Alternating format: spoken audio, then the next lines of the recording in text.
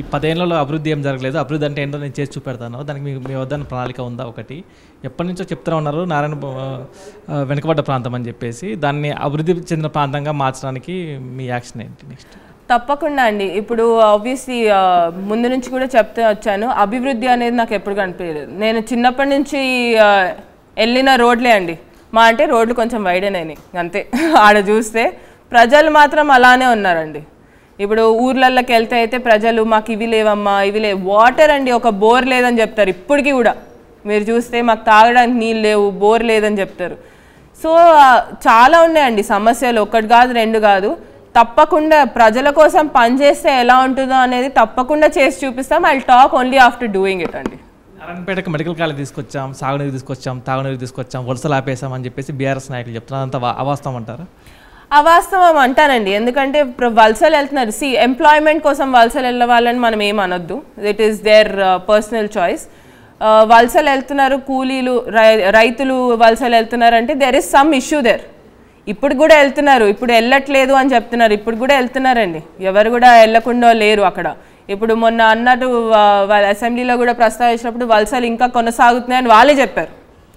So it is వలసలు అనేటివి నడుస్తున్నాయండి. It is కొత్తగా మేము సృష్టించింది కాదు, ఏది కాదు. సో ముందు నుంచి వెళ్తున్నారు, ఇప్పుడు కూడా వెళ్తున్నారు. It is only purely because of water crisis in our constituency. So ఆ వలసలు అనేటివి కూడా ఆపాలనేదే ప్రయత్నం అండి. ఇప్పుడు ఏదైతే మేము మాట్లాడుతున్నాం కొడంగల్ ఇంకా నారాయణపేట ఎత్తిపోత పథకాలతోని ఆ వలసలు చాలా వరకు ఆగుతాయండి. ఎందుకంటే ఆ ప్రాజెక్ట్ కానీ మాకు ఇంప్లిమెంట్ అయిందనుకోండి, more than 1,00,000 acres are going to be provided with water. And వాళ్ళకి ఏంటంటే వాళ్ళు చేసుకునే పని, వాళ్ళకి ఇష్టమైన పని వాళ్ళు చేసుకుంటారు కాబట్టి వేర్ విల్ దే గో, అక్కడే ఉంటారు. సో అదే ప్రాంతంలో ఉంటారు కూడా. కానీ పరిణికర్ రెడ్డి గారు వినిపిస్తున్న మాట ఏంటంటే కాంగ్రెస్ ఇచ్చిన హామీలు అమలు చేయడంలో విఫలమవుతోంది, ప్రాపర్గా ఎగ్జిక్యూట్ కావటం లేదు. ఎందుకంటే దరఖాస్తుల విషయం అక్కడే ఫెయిల్యూర్ కనిపిస్తోంది అనేది ప్రధానంగా వినిపిస్తున్నమాట. ఏంటి పరిణికర్ రెడ్డి రియాక్షన్ ఏంటి దీని మీద? ఒకటండి, ఇప్పుడు we are also new government which has formed 10 years 10 సంవత్సరాల తర్వాత కొత్త గవర్నమెంట్ అనేది ఫామ్ అయింది. ఏ గవర్నమెంట్కైనా మనం కొత్తగా ఫామ్ అయిందంటే వాళ్ళకి టైం ఇస్తామండి. వెంటనే పనులు జరగాలంటే ఆబ్వియస్లీ ఇప్పుడు గవర్నమెంట్ కూర్చొని ఏదైతే 10 సంవత్సరాలు అయిందో వాళ్ళు అవన్నీ they have to go through review it and do it. కాబట్టి అక్కడ టైం టేకింగ్ ఉందండి. It is not that we're not acting, ఇప్పటికీ we're acting it too fast. Already ఏవైతే 2 గ్యారంటీల కింద ఉన్నాయో, ఆర్టీసీ బస్ కానివ్వండి, ఆరోగ్యశ్రీ 10 లక్షలు కానివ్వండి, అవి ఆల్రెడీ ఇంప్లిమెంటేషన్లోకి వచ్చాయి. మేము చెప్తుంది ఏంటంటే 100 రోజుల లోపల, మార్చ్ లోపల మిగతా అన్ని కూడా ఇంప్లిమెంట్ చేస్తామనేది చెప్తున్నాం. కానీ ఆ రెండిట్లోని ఫ్రీ బస్ కి సంబంధించి మహిళల నుంచి రియాక్షన్ మీరు చూస్తున్నారు, వాళ్ళే అసంతృప్తితో ఉన్నారు, సరిపడా బస్సులు లేవని చెప్పి. అవునండి, బస్సెస్ అవైలబిలిటీ అనేది కూడా ఏం చేస్తున్నారు దీనికి సంబంధించి? బస్సెస్ అవైలబిలిటీ లేవని కూడా ఆబ్వియస్లీ ఇప్పుడు మాకు కూడా మా కాన్స్టిట్యున్సీలో కూడా వస్తున్నాయండి. అవి కూడా వీఆర్ వర్కింగ్ ఆన్ ఇట్ అండి. ఇప్పుడు ఒకటేసారి మార్పు అయిపోతుందని కూడా మీరు ఎక్స్పెక్ట్ చేయడంలో తప్పు లేదు ప్రజలు, ఎందుకంటే దే వాంటెడ్ దట్ మార్పు. కాబట్టి మాకు కూడా as a government we are taking time to do it. ఇప్పటికే మాకు ఆల్రెడీ ట్రాన్స్పోర్ట్ నుంచి కొన్ని బస్సెస్ శాంక్షన్ అయినాయి, ఆ ట్రాన్స్పోర్ట్లో కూడా కొత్త బస్సెస్ అనేటివి కూడా వస్తున్నాయి. So it will take it's a process అండి, change is a process always. So obviously that change is happening and it will happen, and that change అనేది మీకు కనిపిస్తుంది కూడా త్వరలో ఇన్ ఫ్యూ మంత్స్. మీ నియోజకవర్గానికి సంబంధించి కొన్ని లక్షల మంది మహిళలు చూస్తూ ఉండొచ్చు, ఎందుకంటే ఫ్రీ బస్ విషయంలో చాలా ఇబ్బందులు పడుతున్నారు. సో ఎప్పటికల్లా సమస్య తీరొచ్చు అని చెప్తారు మీ నియోజకవర్గానికి? మా నియోజకవర్గం నారాయణపేట నియోజకవర్గ ప్రజలు మహిళలకి మెయిన్గా చెప్తానండి, నేను మీతోనున్నా అంటే దాన్ని తప్పకుండా మీ సమస్యలు అన్నీ కూడా తీరుస్తాను అనేది మీకు నమ్మకం ఉండే కాబట్టి నన్ను ఈరోజు మీరు గెలిపించడం జరిగింది. తప్పకుండా ఆ ఆర్టీసీ బస్సుల సమస్యలు అనేది కూడా త్వరలో తీరిపోతున్నాయి, మీకు సమస్యలు లేకుండా చూసుకునే బాధ్యత కూడా నేను తీసుకుంటాను. కొంచెం సమయం ఇవ్వండి, తప్పకుండా అన్నీ కూడా ముందుకెళ్ళి తప్పకుండా తీరుస్తామండి సమస్యలు. మీ ప్రచారం సమయంలో మీరు తాండాలోకి వెళ్ళారు, వెళ్ళినప్పుడు మీ నామినేషన్స్కి వాళ్ళు డబ్బులు ఇచ్చారు అనే మాట విన్నాను, ఇది ఎంతవరకు వాస్తవం? అది కరెక్ట్ అండి. నేను తాండా పేరు కూడా చెప్తా, గంగయ్య నాయక్ తాండా అని చెప్పి. ఆ తాండా ప్రజలు మహిళలు మెయిన్గా చెప్తాను, అక్కడ ఉన్న మహిళలందరూ కూడా చందా వేసుకొని 2525 రూపీస్ అండి నా చేతికి ఇవ్వడం జరిగింది. అది నేను నామినేషన్ వేయక ముందే అండి వాళ్ళు నాకు ప్రేమ చూపించారు. సో నామినేషన్ ఇంకా 3 days ఉన్నప్పుడే అండ్ నేను ప్రచారంలో it was my 5th day అనుకుంటా అండి. ఇప్పుడు వాళ్ళకు కూడా నేను కొత్త, వాళ్ళు అప్పుడే నన్ను రిసీవ్ చేసుకున్నారు అంత ప్రేమతోని, చందా వేసుకొని మరి నాకు నామినేషన్కి డబ్బులు ఇచ్చారంటే నేను ఆ డబ్బులు వాడాను కూడా అండి. సో ఆ వాడి నామినేషన్ వేయడం జరిగింది. So it was a very emotional thing for me.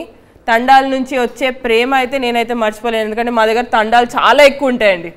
So ప్రతి దగ్గర పోయినప్పుడల్లా, తండాలలో పోయినప్పుడల్లా వాళ్ళు చూపించిన ప్రేమ I'm going to give it back to them. వాళ్ళకి తిరిగి ఇస్తాను. అది ఎలా ఇస్తాను అనేది కూడా మీ 5 సంవత్సరాలు చూస్తారండి. రైట్. పర్ణిక గారు, మీ దగ్గర 2500 లేవని కాదు, వాళ్ళు తెలుసు జనాలకు కూడా, కానీ వాళ్ళు చందా వేసుకొని కూడా మీకు డబ్బులు ఇచ్చిర్రు అంటే అది నిజంగా చాలా ప్రేమ, మీరు గెలవాలనే ఆకాంక్ష బలంగా ఉంటేనే జరుగుతుంది. సో ఆ తండా ప్రజలకు మీరు ఇచ్చే భరోసా ఏంటి? 5 ఏళ్లలో వాళ్ళ కోసం స్పెషల్గా ఏమైనా చేయబోతున్నారా? తప్పకుండా అండి. ఇప్పుడు తండాలో సమస్యలు, వాళ్ళకి మెయిన్ సమస్యలు water and road is what మేము ఐడెంటిఫై చేసింది. ఎందుకంటే వాళ్ళకి తండాలలోకి వెళ్ళడానికి రోడ్ అనేది కూడా ఉండదండి. ఇప్పుడు అప్పటికే నేను చాలా వరకు తండాలలో రీచ్డ్ అవుట్, చాలా మంది తాండాలలోకి రీచ్ అయ్యాను. కానీ కొన్ని తాండాలు ఉన్నాయి, అమ్మ మాకు రోడ్ లేదు, మేము అక్కడి నుంచి వచ్చామని. ఆబ్వియస్లీ పక్కనున్న తాండాలందరూ కూడా మేము అక్కడి నుంచి వచ్చామంటే నేను చెప్పాను, మీ తాండాకు వస్తే నేను మళ్ళీ రోడ్ వేసే మీ తాండా వరకు వస్తానని కూడా చెప్పడం జరిగింది. సో తప్పకుండా ఆ రోడ్స్ కానివ్వండి, వాటర్ సమస్యలు కానివ్వండి, ఏదైతే హెల్త్ సెక్టర్ కూడా, వాళ్ళకి హెల్త్ సెక్టర్లో మరీ ఎక్కువ అవగాహన ఉండదు, అది కూడా అవగాహన తెచ్చుకుంటూ ముందుకెళ్తాము. సో తాండాల ప్రజలకి ఎట్లా అంటే నేను వాళ్ళ డాటర్ని అయిపోయాను. ఇప్పుడు డాటర్ అయినానంటే ఇప్పుడు డాటర్ ఏం చేస్తుందో మీరు చూస్తారు ఇంట్లో. సో తప్పకుండా డాటర్ అయ్యి వాళ్ళకి చేస్తానండి. ఏ ఉన్నా కూడా, ఏ సమస్యలు ఉన్నా తాండా ప్రజలు అనేది డైరెక్ట్గా నన్నే వచ్చి కలవచ్చు. నేను అదే చెప్తాను ప్రజలకు కూడా, మీరు లీడర్ల దగ్గర పోనవసరం లేదు, డైరెక్ట్గా నన్నే వచ్చి కలవచ్చు అని ముందు నుంచి కూడా చెప్తున్నాము. ముందు నుంచి కూడా అలానే జరుగుతూ వచ్చింది, ఇప్పుడు కూడా అలానే జరుగుతుంది. తప్పకుండా వాళ్ళ కోసం మేము ఉంటామండి. అడగనియండి, నేను I'm ready to answer them. ఇప్పుడు వాళ్ళ కోసం పని చేసినాకనే నేను మాట్లాడతా అని చెప్తున్నాను. ఈ 5 years అనేది వాళ్ళ కోసం మొత్తం పని చేసినాక ఒకవేళ వాళ్ళకి పని జరగలేదంటే వాళ్ళకి they have the equal right to come and question me also. But Parnika Reddy గారు, మీరు ఎమ్మెల్యే, కానీ మీ మావయ్య టికెట్ మీకు వచ్చింది. సో కాబట్టి నేరుగా ప్రజలు మిమ్మల్ని వచ్చి అడగాల, అయితే మీ మావయ్యని అడగాల అనే క్వశ్చన్ మార్క్ లో ఉంటారు. ఎందుకంటే క్వశ్చన్ మార్క్ లేదండి, నేను ముందు నుంచి క్లియర్ గా పర్ణికా రెడ్డి ఏం చెప్పదలుచుకున్నారు, అక్కడ కేవలం రాజకీయం కావచ్చు, లేకపోతే ప్రజల సమస్యలు కావచ్చు, కేవలం పర్ణికా రెడ్డి తీరుస్తారా, లేకపోతే కుంభం శివకుమార్ దగ్గరికి వెళ్ళాలా? నేను ముందు నుంచి కూడా చెప్పానండి, ప్రచారంలో కూడా చెప్పాను, మమ్మల్ని ఒక్కరిని టికెట్ ఇచ్చి గెలిపించారు, మమ్మల్ని గెలిపించారంటే మీరు నన్ను ఒక్కదాన్నే గెలిపించినట్టు కాదు, మాతో పాటు మీకు సేవ చేయడానికి మేము సేవకుల్లాగా పనిచేస్తాం. మీరందరు ఎమ్మెల్యేలు అవుతారు మా దగ్గర, మేము సేవకుల్లాగా పనిచేస్తామని చెప్పాను. ప్రచారం అప్పటి నుంచి కూడా చెప్పుకుంటూ వస్తున్నాను. ఒక్క ఓటేస్తే పని చేయడానికి మేము 4 సిద్ధంగా ఉన్నామని ముందు నుంచి కూడా చెప్పామండి.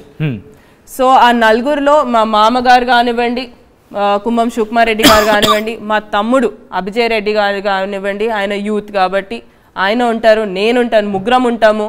తర్వాత ఎవరైతే మా హస్బెండ్ ఏంటంటే కొంచెం హెల్త్ సెక్టర్లో ఉంటారు కాబట్టి ఏమైనా అవసరాలు ఉంటే, ఏమైనా సీరియస్ ఇబ్బందులు ఉంటే ఆయన తీరుస్తారని కూడా చెప్పుకుంటూ వచ్చాము. సో పనిచేయడానికి మేము అందరం ఈక్వల్ షేర్ తీసుకొని పనిచేస్తామండి. ఇప్పుడు డెవలప్మెంట్ ఆఫ్ ద కాన్స్టిట్యూషన్ నేను ఒక్కదాన్నే ఉరుక్కుంటూ వెళ్ళాను అనుకోండి, పార్టీ నేనే చూసుకోవాలి, అడ్మినిస్ట్రేషన్ పరంగా స్కీమ్స్ అందినాయో లేవో నేనే చూసుకోవాలంటే it's going to be a hectic job on the person, 1 person. So we are dividing our work and working together అండి. సో మీరు ఎవరికి ఫోన్ చేసినా పని అయిపోతుందండి. You are talking like a pro politician.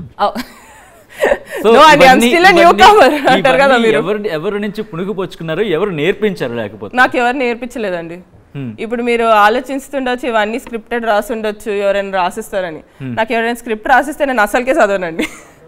So నా వల్ల కాదు అది. ఎందుకంటే ఇప్పుడు మా మామగారు కూడా ఏం చేశారండి, టికెట్ వచ్చింది వెళ్ళమ్మా అని చెప్పారు. ఉంటారేమో ఒక 2-3 రోజులు నాతో పాటు ప్రచారం చేస్తారని అనుకున్నాను. ఒక రోజు ఉండి వదిలేసి వెళ్ళిపోయారండి, నువ్వే మాట్లాడుకో అని చెప్పి. ఇప్పుడు అక్కడ ఏంటంటే నువ్వే మాట్లాడుకో, నువ్వే you connect to the people.